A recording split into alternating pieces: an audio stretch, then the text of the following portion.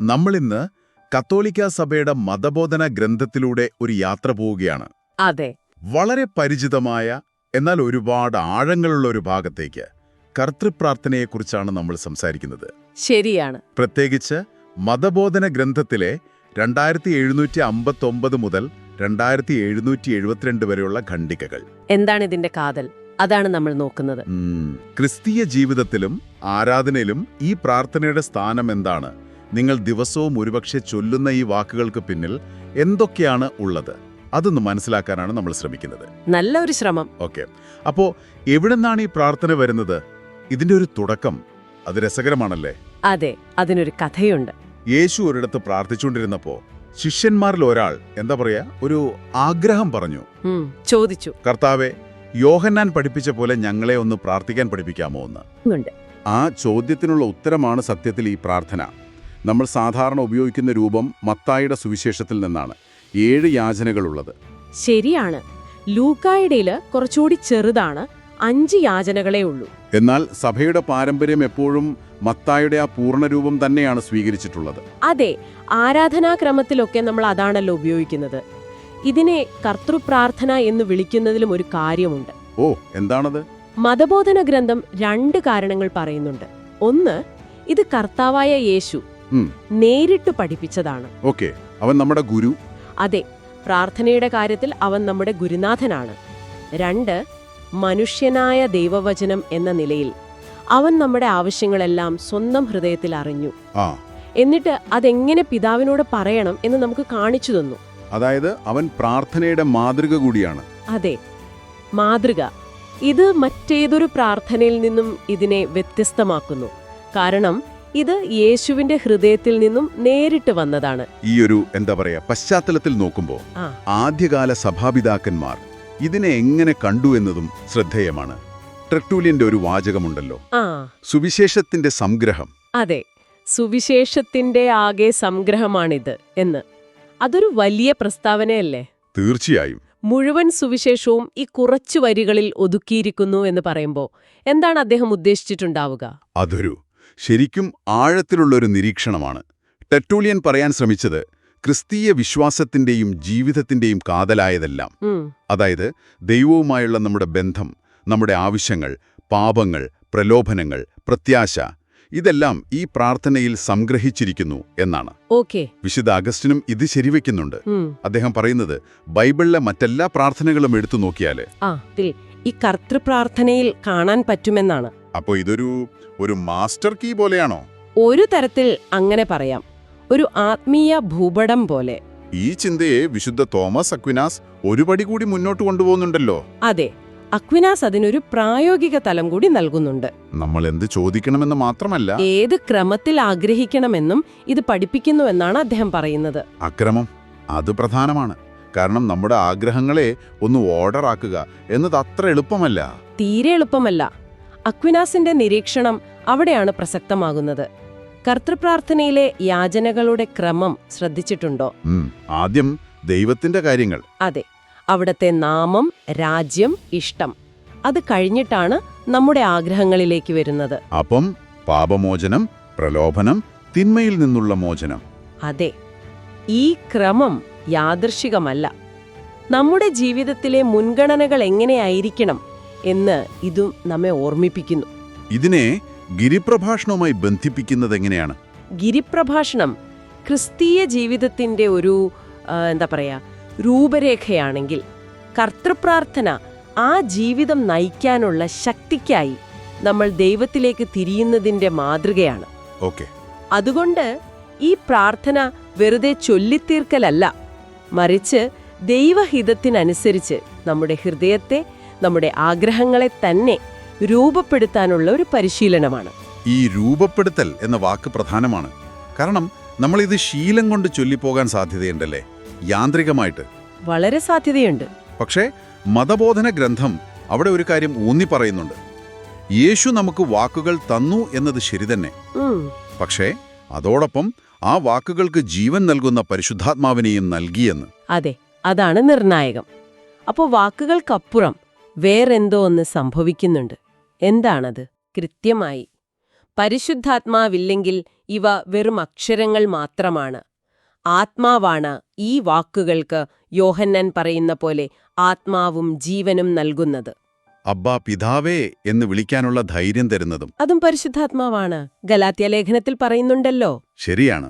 നമ്മുടെ ബലഹീനതയിൽ നമ്മെ സഹായിക്കുന്നതും എങ്ങനെ പ്രാർത്ഥിക്കണമെന്ന് നമുക്കറിയില്ലെങ്കിൽ പോലും ദൈവഹിതമനുസരിച്ച് നമുക്കുവേണ്ടി മാധ്യസ്ഥ്യം വഹിക്കുന്നതും ഈ ആത്മാവാണ്.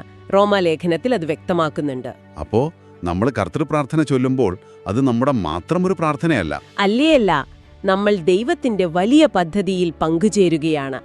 പുത്രന്റെയും പരിശുദ്ധാത്മാവിന്റെയും ഈ ലോകത്തിലുള്ള ദൗത്യത്തിന്റെ ഭാഗമാവുകയാണ്. പ്രാർത്ഥന വ്യക്തിപരമായി അനുഭവിക്കുമ്പോഴും അതൊരു വലിയ കൂട്ടായ്മയുടെ ഭാഗമാണ്. അതെ, ഒരു വലിയ യാഥാർത്ഥ്യത്തിൽ നമ്മൾ പങ്കുചേരുന്നു. ഈ കൂട്ടായ്മ എന്ന ആശയം അത് പ്രാർത്ഥനയുടെ വാക്കുകളിൽ തന്നെയുണ്ടല്ലോ. എന്റെ പിതാവേ എന്നല്ലല്ലോ നമ്മൾ പറയുന്നത്. അല്ല, ഞങ്ങളുടെ പിതാവേ എന്നാണ്. ആ ഫാദർ. അതെ, വ്യക്തിപരമായ ആവശ്യങ്ങൾ നമ്മൾ പറയുന്നുണ്ടെങ്കിലും നമ്മൾ ഒറ്റയ്ക്കല്ല പ്രാർത്ഥിക്കുന്നത് എന്നൊരു ബോധ്യം അത് തരുന്നുണ്ട്. ഇത് സഭയുടെ പ്രാർത്ഥനയാണ്. ശരിയാണ്. ആദിമ ക്രിസ്ത്യാനികൾക്ക് ഇത് എത്രത്തോളം പ്രധാനമായിരുന്നു? വളരെ പ്രധാനമായിരുന്നു. ഡിഡാക്കെ പോലെയുള്ള ആദ്യകാല രേഖകൾ പറയുന്നത് അവർ ദിവസത്തിൽ 3 തവണ ഇത് ചൊല്ലിയിരുന്നു എന്നാണ്. 3 തവണ? അതെ, അതവരുടെ ജീവിതത്തിന്റെ ഭാഗമായിരുന്നു. ഈ ഒരു സാമൂഹിക മാനം അത് സഭയുടെ ആരാധനാക്രമത്തിൽ, പ്രത്യേകിച്ച് കൂദാശകളിൽ നമുക്ക് വ്യക്തമായി കാണാൻ പറ്റും. ഓക്കെ, ആ കൂദാശകളിലെ സ്ഥാനം അതൊന്ന് വിശദമാക്കാമോ? ഇപ്പോൾ ജ്ഞാനസ്നാന സമയത്ത് ഈ പ്രാർത്ഥന കൈമാറുന്ന ഒരു പാരമ്പര്യത്തെക്കുറിച്ച് പറയുന്നുണ്ട്. ത്രാദീസ്യോ എന്ന് പറയും, കൈമാറൽ. എന്താണ് അതിന്റെ പിന്നിലെ അർത്ഥം? ജ്ഞാനസ്നാനത്തിലൂടെയും സ്ഥൈര്യലേപനത്തിലൂടെയും നമ്മൾ ദൈവമക്കളായി വീണ്ടും ജനിക്കുകയാണല്ലോ. അതെ. അപ്പോ ദൈവവചനത്താൽ പുതുതായി ജനിച്ചവർ തങ്ങളെ കേൾക്കുന്ന പിതാവിനെ എങ്ങനെ വിളിക്കണമെന്ന് പഠിക്കുകയാണ് ഈ പ്രാർത്ഥനയിലൂടെ. പുതിയ കുടുംബത്തിലെ ഭാഷ പഠിക്കുന്നത് പോലെ. കൃത്യമായി.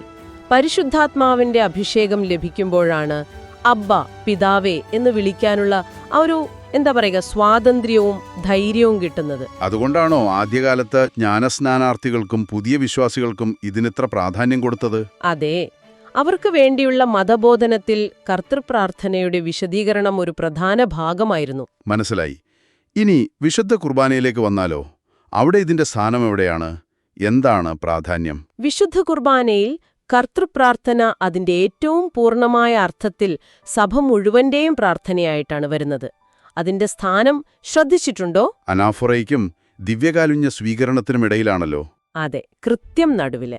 അവിടെ ഇതിന് 2 പ്രധാന ധർമ്മങ്ങൾ ഉണ്ടെന്നാണ് മതബോധന ഗ്രന്ഥം പറയുന്നത്. ഓക്കെ, എന്തൊക്കെയാണത്? ഒന്ന്, അതുവരെയുള്ള എല്ലാ യാചനകളും, പ്രത്യേകിച്ച് പരിശുദ്ധാത്മാവിനെ അയക്കാനായി അപേക്ഷിക്കുന്ന എപ്പിക്ലേസിസിലെ യാചനകളും മറ്റു മധ്യസ്ഥ പ്രാർത്ഥനകളുമൊക്കെ ഈ ഒരു പ്രാർത്ഥനയിലേക്ക് ചുരുങ്ങുന്നു, സംഗ്രഹിക്കപ്പെടുന്നു.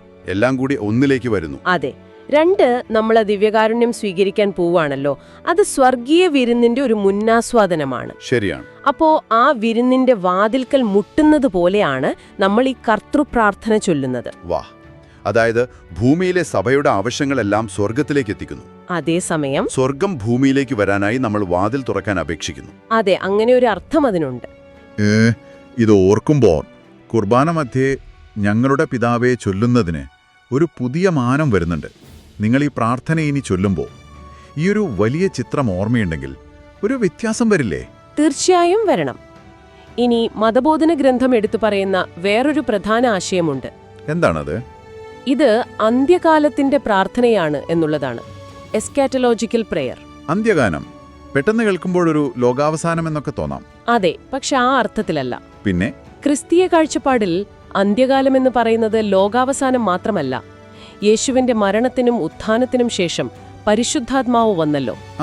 അതുമുതൽ യേശുവിന്റെ 2ാമത്തെ വരവു വരെയുള്ള ഈ കാലഘട്ടം മുഴുവൻ അന്ത്യകാലമാണ്. ഇതാണ് രക്ഷയുടെ കാലം. ഓക്കെ, ഈ കാലഘട്ടത്തിന്റെ പ്രാർത്ഥന. അതെ, കർത്തൃപ്രാർത്ഥനയിലെ യാചനകളെല്ലാം ഈ കാലഘട്ടത്തിന്റെ യാഥാർത്ഥ്യത്തിൽ ഉറച്ചു നിൽക്കുന്നവയാണ്. ഒരു വശത്ത് ക്രിസ്തുവിൽ ഒരിക്കലായി സംഭവിച്ച രക്ഷാകര രഹസ്യത്തിൽ അവ അടിസ്ഥാനമിടുന്നു, മരണം. അതെ. മറുവശത്ത് ദൈവരാജ്യത്തിന്റെ പൂർണ്ണമായ വെളിപ്പെടുത്തലിനായി, കർത്താവിന്റെ തിരിച്ചുവരവിനായി അത് കാത്തിരിക്കുന്നു. അപ്പൊ നമ്മൾ ഇപ്പോൾ ജീവിക്കുന്ന ഈ ലോകത്തിലെ വേദനകളും ഞെരക്കങ്ങളും പോരാട്ടങ്ങളും റോമാലേഖനത്തിൽ പറയുന്ന പോലെ. അതെ, അതോടൊപ്പം നമ്മൾ എന്തായിത്തീരുമെന്ന് ഇനിയും വെളിപ്പെട്ടിട്ടില്ലാത്ത ആ ഒരു പ്രത്യാശ. യോഹന്നാന്റെ ലേഖനത്തിലെ വാക്യം. അതെ, ഈ രണ്ടും ഈ പ്രാർത്ഥനയിൽ ഒരുമിച്ച് ചേരുന്നുണ്ട്.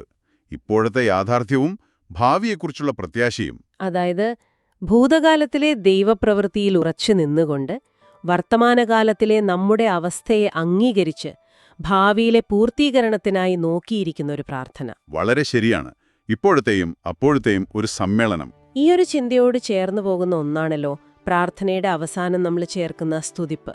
എന്ന് പറഞ്ഞാല് എന്തുകൊണ്ടെന്നാൽ രാജ്യവും ശക്തിയും മഹത്വവും. അതെ, യാചനകളെല്ലാം കഴിഞ്ഞിട്ട് അവസാനം എല്ലാം ദൈവത്തിൻ്റെതാണ് എന്ന് ഏറ്റുപറയുന്നത് ആ പ്രത്യാശയെ ഒന്നുകൂടി ഉറപ്പിക്കുന്നില്ലേ? തീർച്ചയായും ആ സ്തുതിപ്പ് യാചനകൾക്കെല്ലാമുള്ള ഒരു മറുപടിയാണ്. അവയുടെ ഒരു പൂർത്തീകരണം പോലെയാണ്. ദൈവത്തിന്റെ പരമാധികാരത്തിലുള്ള വിശ്വാസവും അന്തിമ വിജയത്തിലുള്ള പ്രത്യാശയും അത് പ്രഖ്യാപിക്കുകയാണ്. അപ്പോ ഇന്നത്തെ നമ്മുടെ ഈ സംഭാഷണത്തിൽ നിന്ന് ഒരുപാട് കാര്യങ്ങൾ വ്യക്തമായി. കർത്തൃപ്രാർത്ഥന യേശു തന്ന സമ്മാനമാണ്. അത് സുവിശേഷത്തിന്റെ രത്നച്ചുരുക്കമാണ്. വെറും വാക്കുകളല്ല, പരിശുദ്ധാത്മാവാണ് ജീവൻ നൽകുന്നത്. അതെ, സഭയുടെ പൊതുവായ ആരാധനയുടെ കൂദാശകളുടെ ഒരു കേന്ദ്രബിന്ദുവാണ്. ശരിയാണ്. ഒപ്പം നമ്മുടെ ഇന്നത്തെ യാഥാർത്ഥ്യങ്ങളെയും നാളെക്കുറിച്ചുള്ള പ്രത്യാശയും അത് ഒരുമിപ്പിക്കുന്നു. അതെല്ലാമുണ്ട്.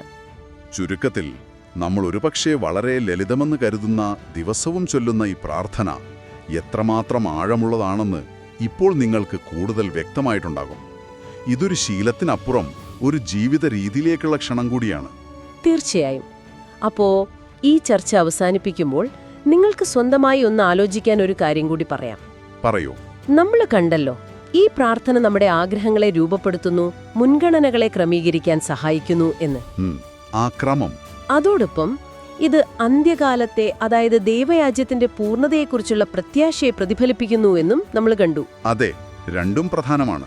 ഈ രണ്ടാശയങ്ങളും നമ്മുടെ ആഗ്രഹങ്ങളെ ക്രമപ്പെടുത്തുക എന്നതും അന്ത്യകാലത്തെക്കുറിച്ചുള്ള പ്രത്യാശ പുലർത്തുക എന്നതും ഒരുമിച്ച് വെച്ച് ചിന്തിച്ചാൽ കർത്തൃപ്രാർത്ഥന അതിന്റെ ശരിയായ അർത്ഥത്തിൽ ബോധപൂർവം പ്രാർത്ഥിക്കുന്നത് നിങ്ങളുടെ ഓരോ ദിവസത്തെയും തീരുമാനങ്ങളെ, നിങ്ങൾ എന്തിന് പ്രാധാന്യം നൽകുന്നു എന്നതിനെ, എന്തിന് നിങ്ങളുടെ സമയത്തെക്കുറിച്ചുള്ള കാഴ്ചപ്പാടിനെ തന്നെ എങ്ങനെ മാറ്റാൻ, പുനർനിർവചിക്കാൻ സഹായിക്കും. ഇതൊന്ന് ആലോചിച്ചു നോക്കാവുന്നതാണ്. വളരെ നല്ലൊരു ചിന്തയാണ്. ഈ ഉൾക്കാഴ്ചകൾ പങ്കുവയ്ക്കാൻ ഞങ്ങളോടൊപ്പം കൂടിയതിന് നിങ്ങൾക്കെല്ലാവർക്കും നന്ദി.